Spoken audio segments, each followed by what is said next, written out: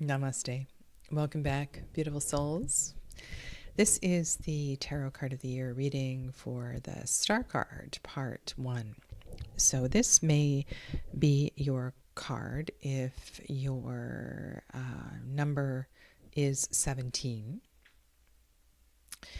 And also if you have Aquarius, Sun, Moon, or Rising, this reading may also be really important for you. And I really appreciate your feedback. A lot of you have given responses as to how you're working with the numbers, how you're connecting to these readings, and it's also interesting and powerful. And I do appreciate your sharing. Okay, so Aquarius, 5, 6, 7 of Swords, Venus, Mercury, Moon. All right, here we go. Let me switch the screen. This is really interesting star card. And there are so many, it's a very unique depiction of the star card, suggesting that and this is very much a self-care kind of energy, that the nourishment, all the nourishment that we require is held within, not only for ourselves, but for others. And I think this star as a integration card, as a card of recovery, a little bit of separation from the busy world, is one that requires that nourishment. And there's something too as well about the figure in this card, however it appears. There's always a returning of energy to the earth. And hey there, welcome. Oh my gosh, your name is on the tip of my tongue. And sorry for interrupting. I just want to say hi because this is a very special person. We began several years ago in a tarot class, and it was so lovely to see you on YouTube. And I know your name starts with V, and I'm just drawing a blank right now, so please forgive me. Oh, it's Elizabeth. Why was I thinking Elizabeth? Oh, that because your last name is V. That's why. That's why. And it was so lovely to see you on Angie's channel. Okay, so what I'm saying is that there's a giving back in this card. Now that I have been through all of this, it's easier. It's easier to give back because I realize the importance of reciprocity, and I realize how this is all connected. This is it's a really important card. It's very late in the major arcana, very high energy, high frequency, associated with the zodiacal sign of Aquarius. And we have great cosmic and celestial pathways we can carve here. Anyway, I'm going to shuffle one more time, get into the cards. And this is a very sort of confounded energy in a hermit year. And one way I can connect this is that if you think of the cosmos, the sky, the stars that illuminate the darkness, it's like the hermit is the sky, and Aquarius, the star, is the stars. So it's like the hermit holds this great cosmic hug around this card. And it has a very different and kind of expansive energy than in any of the previous readings. So in no way do I feel like we're going into a cave here. So anyway, I'm going to shuffle and pull some cards.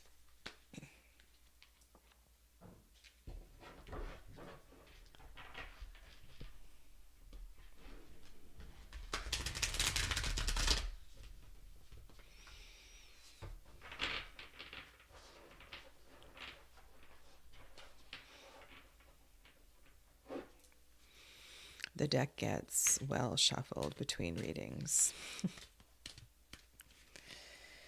All right, and as always, I ask this message be in the highest for the greatest good, and that no harm be done, so be it.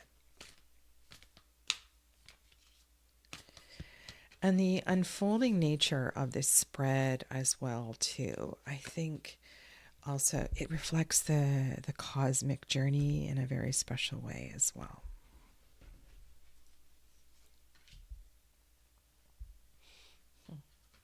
Okay, we'll check that one over.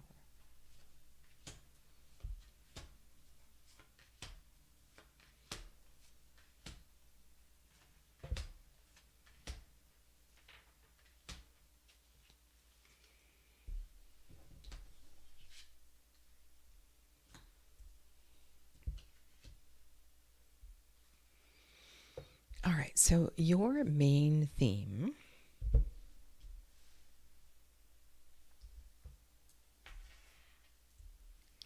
is the Page of Pentacles.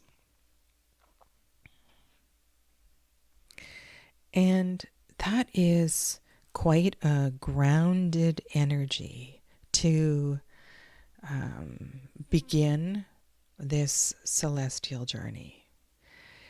But I think it also reflects the connection that we see in this card. Yes, this is a beautiful cosmic card, but there is a human here with their feet on the ground, enjoying this world in which we live.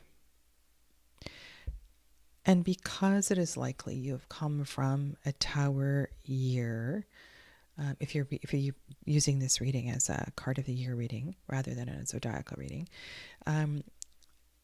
this new opportunity that presents itself because you released the need to cling to the status quo, so to speak, right? You've been through your Tower year. Here there is a gift, an opportunity that has been presented. And so now what is being asked of you is, what are you going to do with this new opportunity? And when I think of the Star card, I think also of silence. And silence and retreat, right? Place alone, sacred space is so important here. And the Page of Pentacles is also in this space, out in nature, alone, looking at this pentacle in reverence, wondering, now what? What am I going to do? What am I going to do with this gift?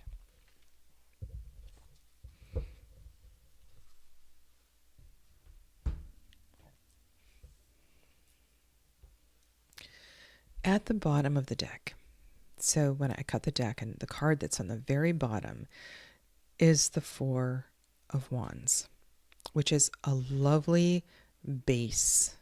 It's a stable base to build this year on. It's a long ways away, right? It's 78 cards down.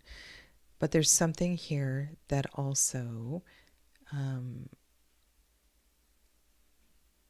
I think it reflects the long-termness of the new energy. And the reason I say that is because Four of Wands is connected to Aries, third decan of Aries.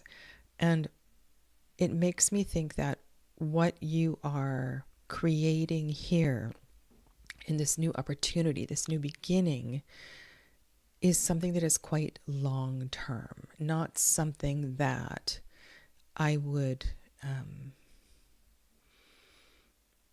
put more energy into it and think about something big, like think big. Look further than you've ever looked before. The Four of Wands also reflects a celebration and a harmony of masculine and feminine. And there is, it's such a wonderful card to have underneath you. And there's something really interesting I learned about the tarot and the way that it's designed, and no reading we can ever see beyond a year because of the nature of the numbers and the way it is designed. And so while this is 78 cards away, these great feet of the four of the great legs of the Four of Wands are here holding you. And so that's really, really encouraging. Your second card is the Chariot. And I find this really touching because the Chariot is a place where we've come through some really challenging Gemini cards and we're moving back into the heart space, almost into the naivety, the freshness of the heart space. And it's like, for the first card of Cancer is the Two of Cups. It's like we begin to approach love and feelings and connection in a new way. And it says, I'm ready. I'm ready to go forward. I am ready to leave behind whatever happened in my Tower year. And if this is all new to you, it just says I'm ready to leave behind what no longer serves.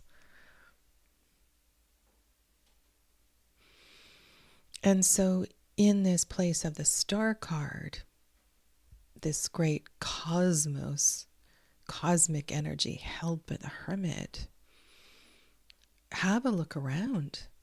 It's wide. It's wide, and you can journey in so many directions.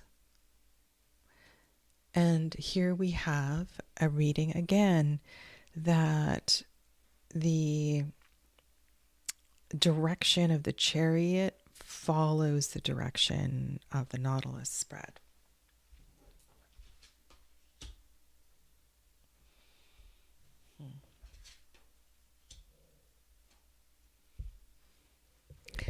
Okay, my friends.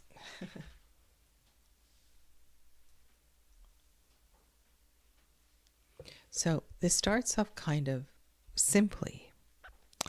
And then what I'm seeing here is that it's not quite so clear to you. There is still some residual energy that you haven't quite dealt with. It feels smoky. And I was saying that because of the Seven of Cups, not so much the Tower, but it's interesting how I could apply that metaphor of smoke to the Tower as well, too, with the burning. And why I'm saying this is, so how do you get out of a haze? I guess that's my question. How do you get out of a haze? Well, let's go back to this card here. The Star card is one of cleansing, purification, and that's a very yogic term. If you're unfamiliar with it or uncomfortable, let's choose another one. Okay, let's use cleansing, bathing, showering, and allowing the old to wash away. And you could take this in a few different layers and levels, but the Seven of Cups is crowded and it's confused, and there's just too many things going on. And unfortunately, we have a 7 and a 7. Now, yes, 7s are wonderful numbers. They're also building numbers. And they are also connected to the 7th Sephra of Netzach, which needs mental clarity to balance it. Now, you do get that mental clarity in the star with its connection to Aquarius. But there's a part of you that is still wandering in the haze of this difficult world that we live in the mundaneness of this world. So I'm wondering if you are wrestling with, let's choose a different verb. If you are struggling, don't like that word either. If you find that how you present as a muggle, as a human, day to day, going to work with your neighbors, is quite different from the spiritual you that wants to awaken and open and know its connection to the great cosmos. And it feels like this little bit of backtracking here is one to say that there are still layers that are necessary to peel away, that you haven't quite let that fall. And in order for your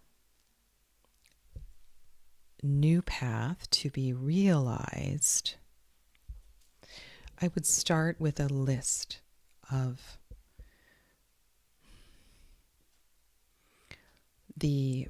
and keep it really practical, like the things that I do in my life that feel disconnected from who I really am and what I really want to become. Having a star year gives you space, a great, and not space like cosmic space, but space, room to sit with this.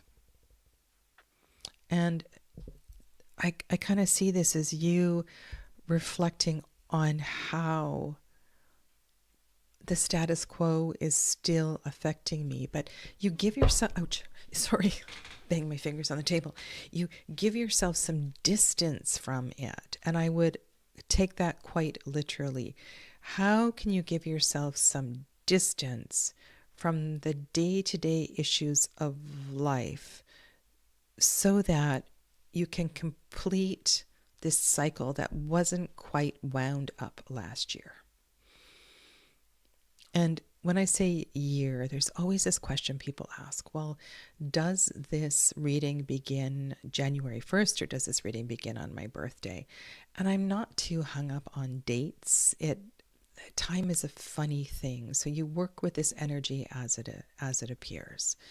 Somewhere between January 1st or now, today, and your birthday. So it's kind of, it makes sense, right? It's sometimes we can't finish business. We can't wind up business on time. And don't berate yourself. Don't feel bad about this in any way. Don't be overwhelmed by this in any way. Just start to make a list of status quo type stuff that still isn't feeling very good. Because you are so ready to go forward. And you've done so much great work. And this is amazing opportunity. But there's some layers that are still not yet discovered. I really do like this deck. This is the Strength card. And the thing I like is that it's almost like the shape of the Nautilus. It's also going in the right direction. This unfolding energy that if you're not familiar, I created I don't know where I put it, a spread for this year. And the way the cards are laid on the table is unfolding from the center to the outside of a Nautilus. And I decided to do this. It just felt really connected to hermit energy, and I love creating spreads. And so this reading begins here and it winds this way, and everything's sort of facing as it should, and this strength carries you forward. This inner knowing that I'm on the right path. So this is Mars, this is right, this is Sun, this is a Leo card. It's full of strength, it's full of power. And I guess zodiacally, right, it follows the chariot. The Leo follows Cancer, strength follows chariot. And so it's just a process. It's a process. Now I have another idea. Just give me 1 second, please. Just need to take care of business here. Okay.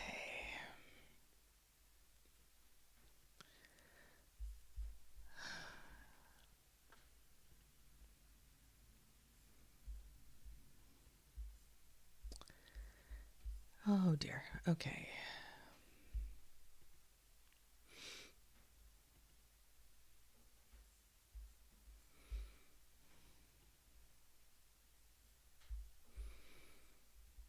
Sorry for the dead air. I'm just going to do something here.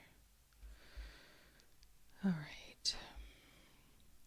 So this is tower here, and then we go here.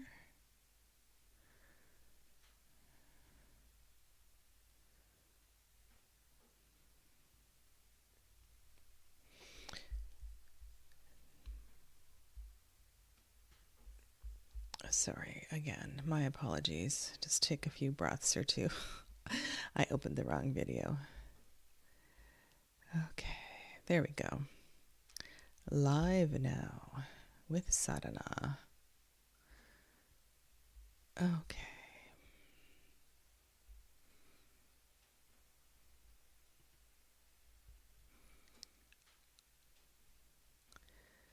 There we go. Okay, now back to business.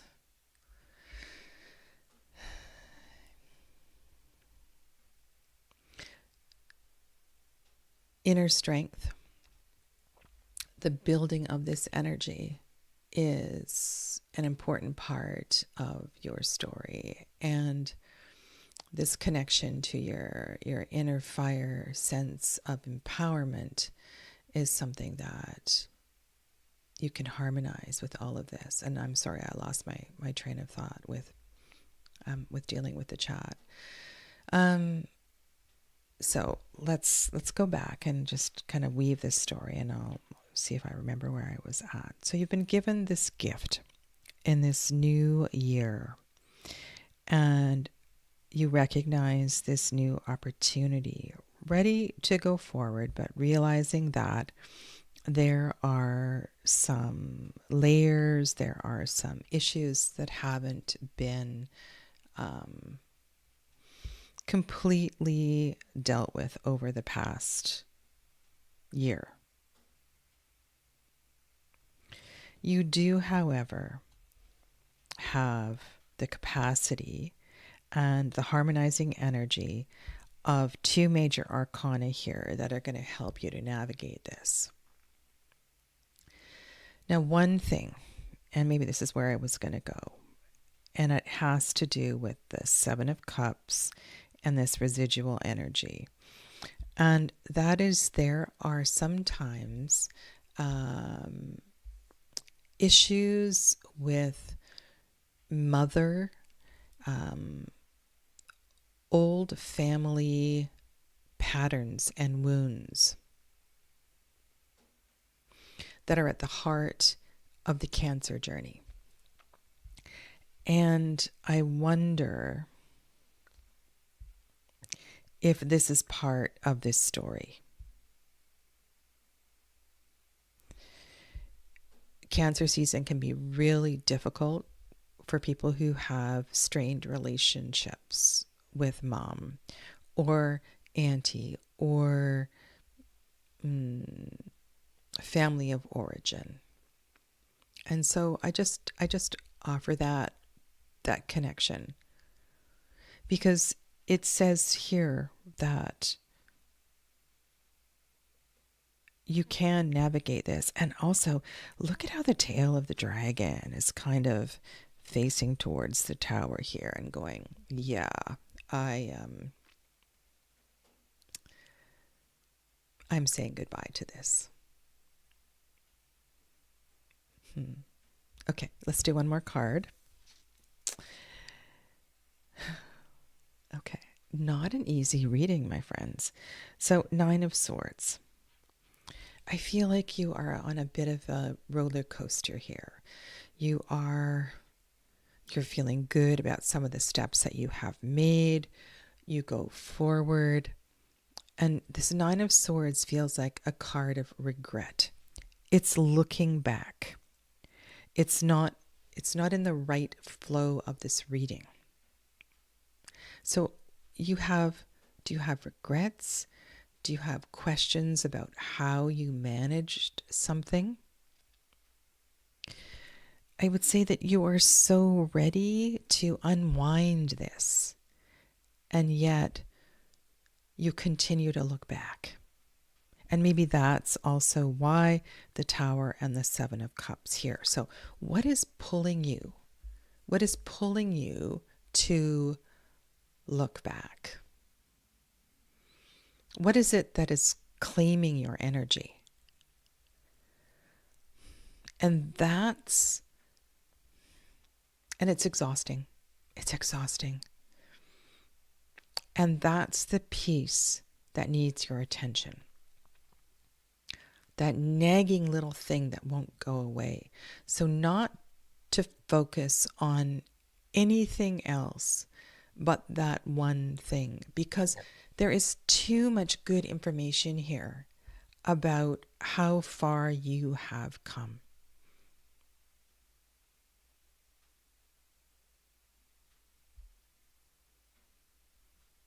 You are strong. You are stronger than you know. And you have these powerful legs holding this journey of 2025 for you in this cosmic expanse of possibilities. And I know it's hard. You can release it. And this funny thing in me is saying it's got something to do, perhaps. I just feel like it's got something to do with Mom. It's got something to do with Cancer season in general. Because that's what you want to move forward through. Okay. Now, if this reading is resonating, I will continue in part 2. And if you haven't already done so, thank you for subscribing to my channel and liking this video. And I will dive a little deeper, turn over the rest of the cards, and weave this all together in just a few moments. And I'll start as soon as I am ready. And here is the link for part 2. Thank you all so much, and lovely to see you again, Elizabeth. Namaste.